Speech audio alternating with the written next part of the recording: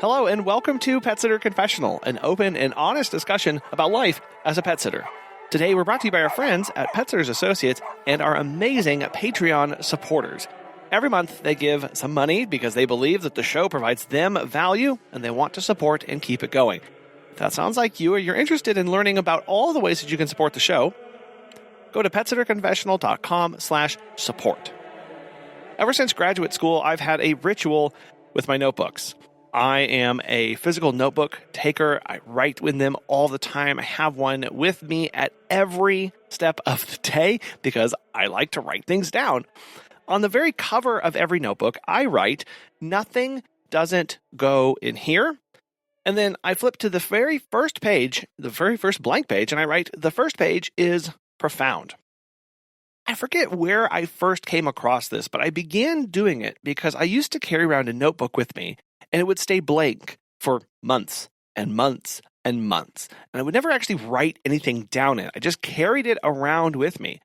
What I realized is that every time I had an idea and I'd look at my notebook and I go, okay, it's supposed to go in the notebook, I had a little bit of fear or anxiety, right? I had a little bit of questioning about what I was going to write down and whether it was worthy or whether it was important enough. And I was hesitant about putting it in there. And so instead of writing something down, an idea, a concept, a new experiment I wanted to try, I would just try and remember it, keep it in my head. And I like to say my mind is like a steel trap. It is rusted shut. And so therefore, I'd forget about it or it'd go away. And I would never actually implement or pursue the thing that I had interest in the beginning. And so when I started to write these in the notebook, it really changed my perception of not just how I use a physical notebook, but really how I started to view my own ideas and my own concepts. And this has really been beneficial. And Megan and I started our business and we've launched and we've done all of these various things. And so that's why I want to talk about. I want to talk about the importance of changing our mindset around our ideas and how a physical notebook can be important in that. And this is important for business owners. It's been important for Megan and I who's gone through this process because it helps us frame ideas. It helps me, whenever I have an idea, write it out, and I make it physical. That's what happens. You have the general kind of ethereal concept in your brain. When you write it down, you're actually able to process it in a different way. It engages different parts of your brain in understanding and seeing what's before you.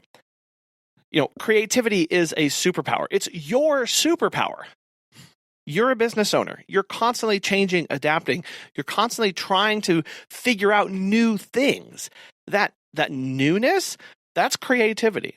Creativity doesn't just happen in one spot, though. It takes iterations. It takes expressing it. It takes putting it out into the physical world. We're not meant to store our ideas. And that's really important. We are not meant to store ideas. We're meant to create them. We're meant to generate them, and then they need to go live somewhere else. I'm not talking about storing memories. That's something different. But when you have a creative thought, when you think of something new, that's not supposed to stay in your brain. That has to get out in the world. That's the only way creativity and things change, is when we put it out into the world. Whether that's a new idea for a new way of integrating fear-free practices into your business, or maybe you have a new protocol for training your employees, or maybe it's a brand new service entirely that you're looking to launch. If that stays in our brains for too long, it just doesn't go anywhere. The first step in that is to write it out, is to put it down somewhere. I'm a nerd, so I kind of like to think of the brain as a better processor than a hard drive. Right? Your brain is meant to be processing and chunking through and generating things, not necessarily storing them all the time. When we keep these ideas in our heads, this actually creates more mental fatigue because now it's in my head, and what am I doing? Well, I'm worrying about forgetting it. Okay, remember the thing. I'm worried about it going away, and so I spend more time preoccupied about those ideas and thoughts that I had if I would have just written them down. So it creates that mental fatigue, that mental burden. It also creates a lot of missed opportunities because you aren't able to engage with them immediately. They sit there for way too long. And instead of actually being able to iterate on something, the idea kind of comes and goes and then is gone. And then it also creates some creative stagnation. one thing that I have seen both as a graduate student and then in my jobby job for a while, and then I was running a business, is that I'm more creative the more I do things. If I stop working on a project, if I stop my forward momentum, it completely washes away all of my creativity. The best creativity, for me at least, comes from putting something down and then tweaking it one time, and then tweaking it another, and another, and another. Think of it like James Dyson. Whenever he sat in his little hutch or his little garage in his backyard, he had no power, no electricity, nothing. He sat there, and for 15 years, he created 5,126 prototypes for his vacuum. And on that 5,127th version, he got it right. But it took small iterations and little implementations and experimentation and trying little itty-bitty things. It kept the creative process going. If he had tried to do all that in his head or not make his idea physical, it would have stagnated. It would not have gone anywhere. I would also argue that capturing our ideas, again, this is what we're doing. I have an idea in my brain. I have a concept. I need to do something with it. I have to capture it. It has to go somewhere. This is really an act of leadership, both a self-leadership act and a leadership of others. And here's why. This is because it gives you clarity with what you're thinking. When you have an idea, when you have a direction that you want to go, before you can share it with others, you have to be absolutely clear on what it is and what the value it brings to the company and to the person. If we can't communicate this, if it's muddy, if it's unclear, if it's kind of short-sighted in nature, not fully thought through, this is where a lot of confusion happens. People don't get on board for this. Yeah, it's important for our team if we have them. It's way more important for myself, though. When I am trying to change something about me or get myself excited about something, if the details aren't there, if it's not lined out, if it's just kind of this vague idea and concept, it's harder to get behind and throw weight, money, time, and resources at something that is ethereal versus something that you can see and understand. And there's a lot of reasons why we don't do this, though. We don't write down our ideas. We don't make it manifest in front of us for a lot of reasons. For me, I know there are three really big ones. The first one is that I believe that it has to be good. And I'm going to go ahead and say it has to be perfect. I'm not going to write it down until it's absolutely perfect. And what this does is it stunts us and limits us. The absolute worst time to critique and dive into your idea is the very moment you have it. And too often, I know that's what I do. That's what we do, especially as entrepreneurs and business owners. It's easy to come up with an idea, but it's even easier to think of the 100 reasons why it wouldn't work and why it's dumb. And so instead we go, well, that's an idea. Oh, no, that won't work. And it's too much money. And I don't know how I'd get somebody to do that. And no, that doesn't fit the schedule. So anyway, I'll move on. And then it gets buried under all of the no's. And so instead of thinking of opportunities, thinking big picture, thinking of ways forward, we bury ourselves in negativity. It's not going to be good enough. It's not going to be perfect, so I might as well not even try it. I might as well even do it. And this really shows the limitations of our thinking when we think of an idea for the first time and we say, well, that's not perfect, so I can't do it. Again, going back to that creative, iterative process of, okay, well, maybe the first instance, the first concept was not perfect. How would I make it better? What limitations do I currently have that I need to get out of the way so that I can actually implement this? I know a big one is, okay, I need to grow a team. Okay, well, that sounds impossible, and I don't have everything in place, so I can't do it. Okay, well, what would you need to make it workable for you? How would you want to schedule? What trainings would you need to have in place to make that forward momentum and actually accomplish that goal? That's what we're doing. When we're writing it out, we're able to see and pick and actually design something that would work for us. The second common fear that comes up is, what if this flops? What if this fails and I'm judged for that? This is a big one, especially because in business, failures are more often than not very public. I'm going to launch a big campaign. I'm going to do a big spree where I'm pushing for a lot of brand new dog walking clients and a lot of this stuff. And I keep posting about how I'm limited availability and only for a certain amount of time. And I'm posting, I'm reaching out, I'm networking, I'm talking to all these people. I'm doing this big push and nothing comes of it. and I'm worried about not getting things. What if nobody responds? What if nobody signs up? What if nobody takes the mailer? What if nobody takes my lead magnet on my website?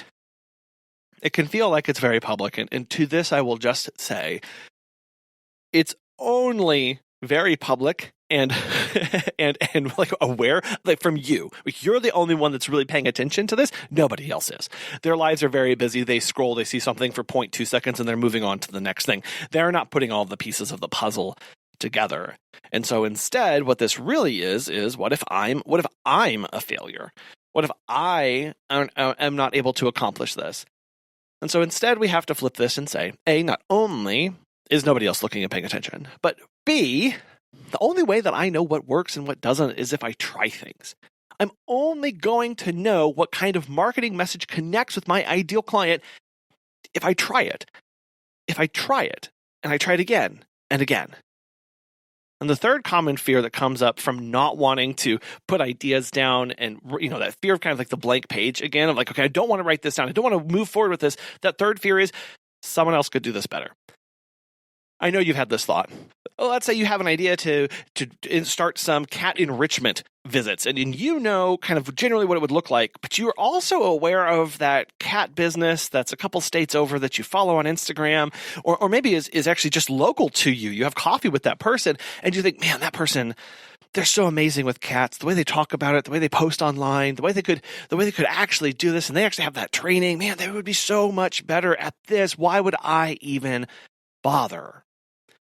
And this really gets into this level of imposter syndrome of I'm not good enough. I'm not worthy enough to do this.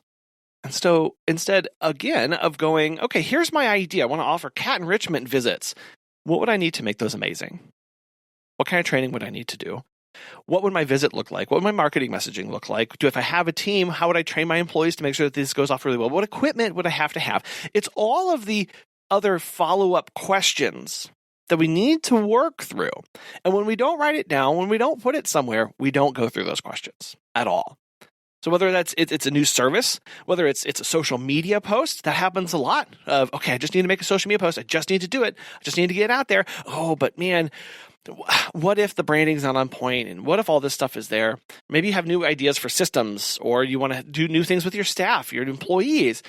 We have to reframe our ideas of that blank notebook, okay, that notebook that's sitting in front of us. We want to write it down. Maybe it's a notes app, whatever that is. We want to write it down. We have to change it and view our blank page as a workspace, not a performance. You have to view the blank page as a workspace and not a performance. It's a workspace because it's working. It's in the creative process. It's not done yet. We're still going through processes and iterations. We're still thinking about this. We're still correcting and changing and making this better. It's not a one and done thing. The curtain doesn't just open and then we go out there and we do the performance and it has to be perfect and then it closes and we're done and we move on. That's not what the creative process is like at all. It's a workspace. It's constantly improving, and changing and evolving for us. And when we can change our mindset from a blank page to making it a workspace, someplace where we go to make sure that we are putting our ideas together, when we can get to that point, it really unlocks what I think is one of the secret powers of that notebook. And that's why on the very cover of every single notebook that I have, I write the phrase, nothing doesn't go in here. Nothing doesn't go in here. If you're an English nerd, you a grammar nerd, you can check me on that, but I think it's right. The reason I write this on here is because I have to remove my internal filters. I have to stop myself from second guessing what goes in here. Nothing doesn't go in here. Our daughter is actually going through and learning double negatives, so this is very applicable right now. I have to make sure that my brain understands that there's no right or wrong thing to put in a notebook. I work hard to make sure that I have as few active notebooks in my life as possible. I have usually a big one at my desk and then a small travel one that I keep with me so that if I'm out and about, I can do that. That's all I have. And I have everything written on both of those. And this is because whether it's a work-related thing, whether it's a personal thing, because remember, We're small business owners. We're sometimes solo operators. You are the interface of personal and business. So whether it's the personal grocery list or whether it's the new hiring checklist that you have to put together, it goes in the notebook. It stops the second guessing, because when I have these ideas in my head, that builds up that mental clutter, and I end up running around life way too full. And whenever I'm too full of ideas, or I'm too full of concern or worry about forgetting the ideas, because that's really actually the biggest thing here of it's the mental clutter of worry about forgetting the ideas that I had. When I'm there, I'm not creating new things because I'm so preoccupied with forgetting the stuff that I came up with previously, and I kind of stagnate and I stop moving forward. So when you have that SOP tweak, when you're training a new employee and you're like, okay, well that sounds kind of weird. Let me write that down. Maybe you get some new client feedback and you really need to process this. I think a great practice is when you get client feedback, write out the words that they wrote you. Write out how you felt about that. Right? What were you thinking in that moment? It allows you to process that. Maybe you have a new thing that you're wanting with pet care. Maybe you're wanting to do that new project in your back garden or something, right? Like that, all of that stuff can go in a notebook so that you don't have to worry about it later.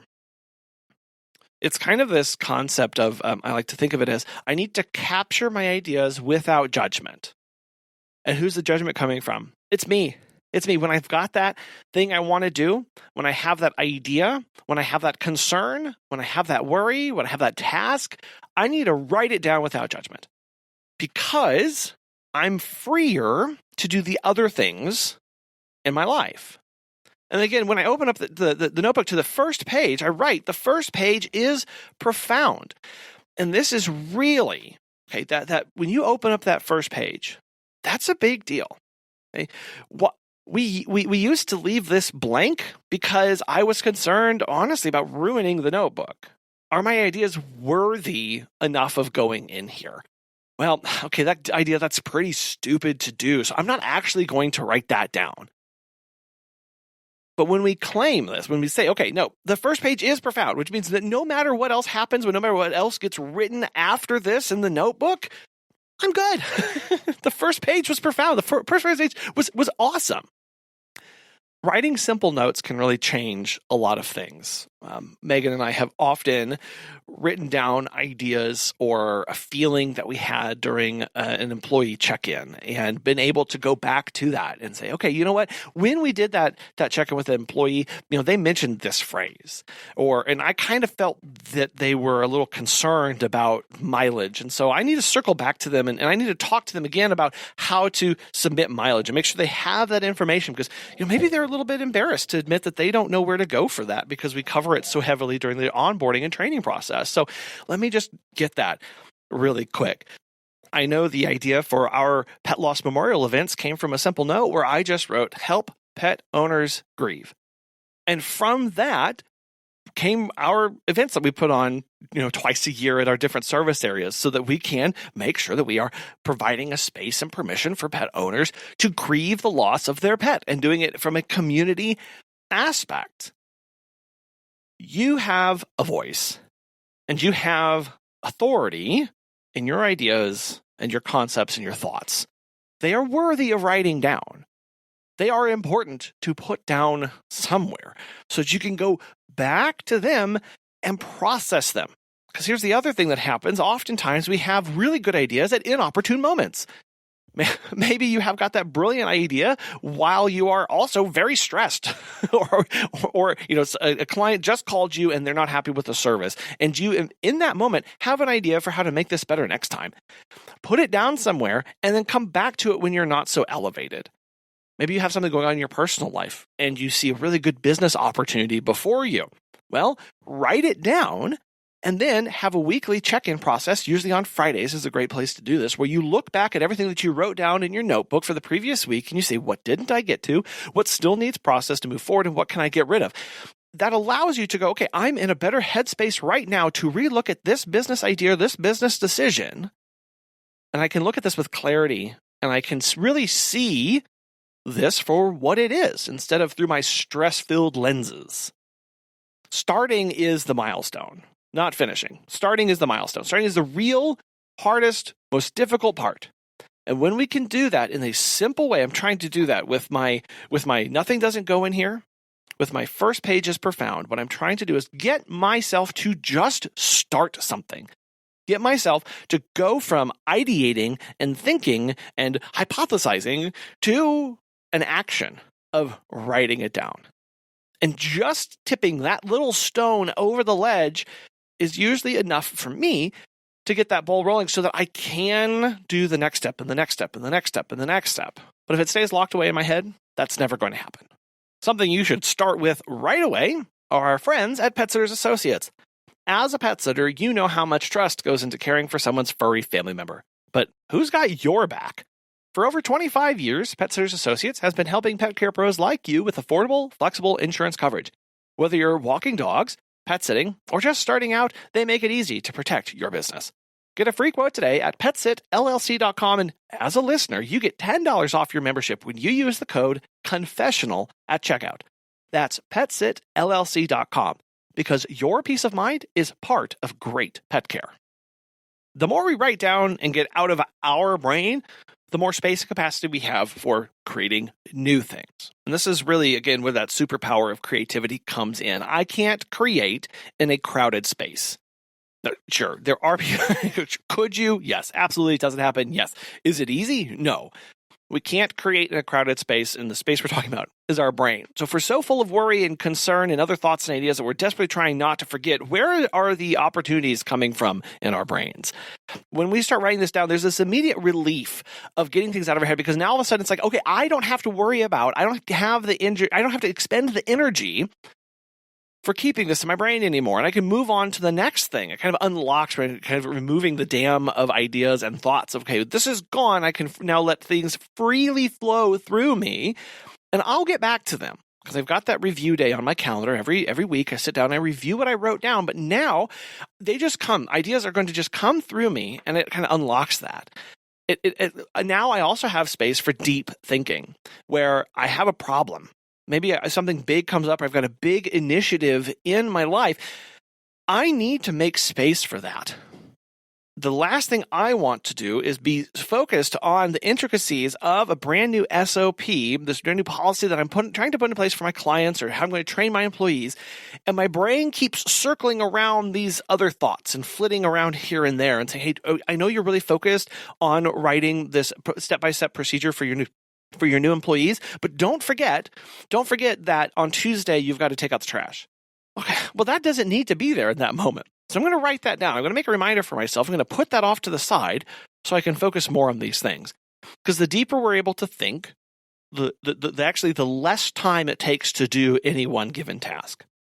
And a huge part of that is just doing a brain dump, mind sweep whenever I begin to start this process, and I'm just going to put it all over here. These are all the things that I'm worried about, concerned about, or thinking about. It all goes over here, and now my brain is clear, and I can focus on these other things.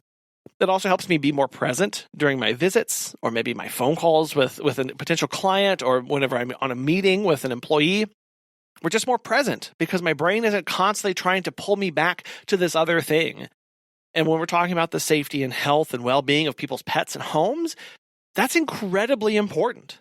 And whether you're doing this or you can encourage your employees with this practice of, hey, if you've got a really busy day, if you've had a lot going on in your life, I think something to do before you start your visits, go to your phone app, your notes app on your phone, or if you have a notebook, just write everything down that's kind of currently freaking you out, or that you're currently worried about, you're currently thinking or you want to do in the future. Write it all out. Put it away, and know that you're going to get back to it. And I know I just mentioned notes app on your phone. Not all of this has to be done in a physical notebook with pen and paper, pencil and paper. That's personally what I love to do. But you can do this process with, again, paper notebooks and with these two phrases written on them. Okay, it's just nice. It's something that keeps me grounded and physically connected to my work. You can also use something like Google Docs for tracking your ideas. where you just have a Google Doc named ideas, or maybe you just name it notebook, or nothing doesn't go in here as the title of the document. And anytime you have something, you open that up, you create a new line at the very top, and you write out what you were thinking, write out what needs to be done. And then that way that's always there. And this is especially great if you're needing to collaborate or share with a manager or a daily manager or a business partner. Have that there and then share the document with them so that they can have access to that stuff too. Maybe you've got Slack. You can use Slack channels, different channels for different ideas that you're working with your team. And you can just tell them, hey, there may be times throughout the day where I have an idea that I think is really important. I'm going to bring you in on a group chat on this in Slack, and I'm going to put it here and so we can talk about this later. But I just need to get it off my brain so that it's there and we can use it later. Voice memos are also a fantastic thing to do this. There's built-in app on your phone that allows you to just pop it open, record a quick voice memo, and then move on throughout your day. Get it out of your head, vocalize it. Again, this is another great way of processing ideas or tasks or possibilities that you have. Writing it down is one thing. Speaking it out loud is another. And so, put it in there, and then again, on your review day, go back to those voice apps, go back to that Google Doc, go back to that Slack channel, go back to that paper notebook, and figure out what you need to do next. And I will say, there's 4 or 5 places to put this stuff. That's why I think it's really important to limit the amount of places you put ideas and concepts. Because one thing that's going to happen is if you've got, I have my work notebook and my personal notebook, and I've got my voice memos that I only use whenever I'm walking, and I've got this other thing that I do. What happens is all of a sudden you're going to get an idea, and the first thing that your brain is going to ask is, where does this go? Where does this go? Okay, well, I'm out walking, so I should be using voice apps, but this is for my personal thing, and so where's my personal notebook? Well, I'm not actually going to put it down because I'm going to wait to write it down somewhere later whenever it's more convenient for me. No, we can't do that with our ideas. We need to have the idea, and it needs to immediately go out and go somewhere. That's what allows us to keep the ideas flowing and stay focused and present in the moment. We don't want to be processing. We need to remove as many barriers as possible to us putting it down on paper and stop judging and processing our ideas before we've had a chance to even really think about them. I personally like the idea of writing ideas as they come to you. That might not work depending on the kind of work or setup that you have. So maybe you do something more of a morning pages. Every morning you wake up and you write these out.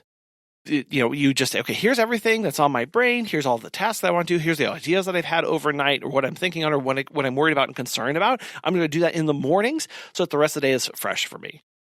Another tactic to do this are the brain dumps. This is more like what I described earlier of, okay, I got a big process in front of me. I got this big project and I need to be doing a lot of deep work.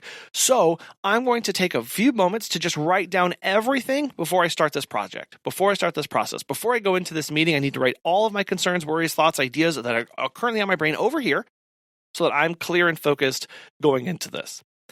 You can also think of doing something like a Trello board where you can start an idea in Trello and then build logical next steps from that you can follow and check and click off and mark off the process and progress that you're making with that. That works great for some people. If you need to see processes and progress moving forward on your ideas to help make sure that you're staying focused, you're staying accomplished, instead of more ethereal and more less physical types of work. The key idea with this, the key important thing is that we have to separate our capture from our analysis.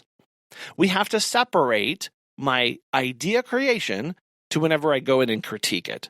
When I try and do both of those things at the same time, my ideas don't go anywhere.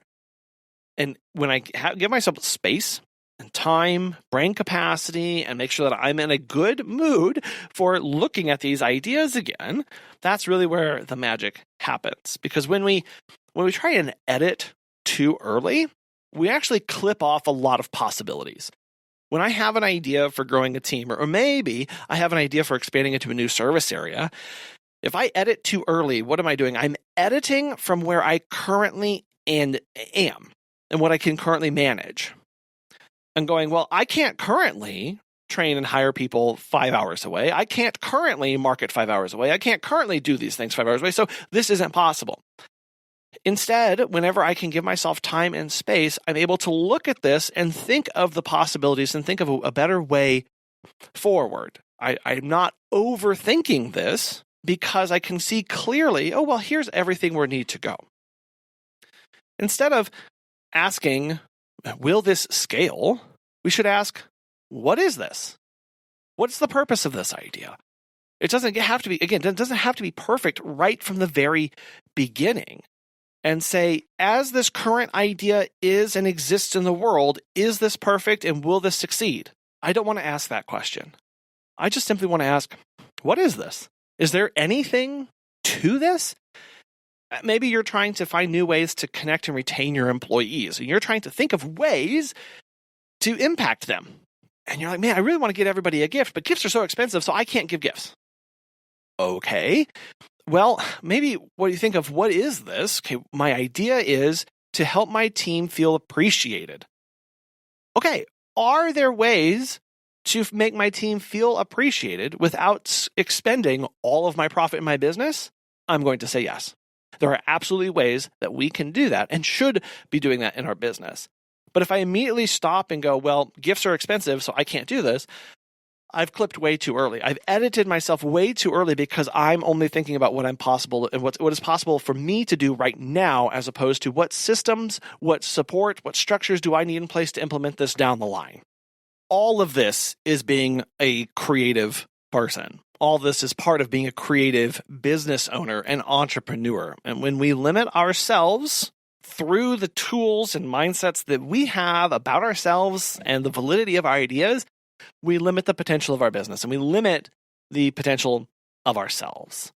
So my challenge for you this week is to get a notebook, not a fancy one. I love to use the composition notebooks because they are big, easy to write in. They also are very cheap, and you can find them on sale a lot of times for less than $1. I love composition notebooks. They're also meant and built to be handled and shoved into bags and take some sort of abuse, so they're great for these purposes. Grab a composition notebook or a favorite notebook that you have. Write. Nothing doesn't go in here on the front. Flip to that very first page and write. The first page is profound. And what I'd love for you to do is try and capture at least one new idea for the next 30 days. Every day, capture one new idea that you have and start that process of building those muscles. Okay, I'm going to write down my idea. I'm just going to write it down. You're not processing it. You're not thinking about it. You're not analyzing it. You're just writing it down. And remember, no idea is too weird or too small or too early to do this. It doesn't have to be possible. It might not actually work out in the end, but we don't know about that yet. We don't know where these ideas are going to take us. And that's the wonderful part about this. That's what makes this process so powerful, is that when we don't limit ourselves, amazing things can happen. We want to thank today's sponsor, Petzler's Associates, and our amazing Patreon supporters for making this show possible. And we really want to thank you so much for listening. We hope you have a wonderful rest of your week. We'll be back again soon. Bye.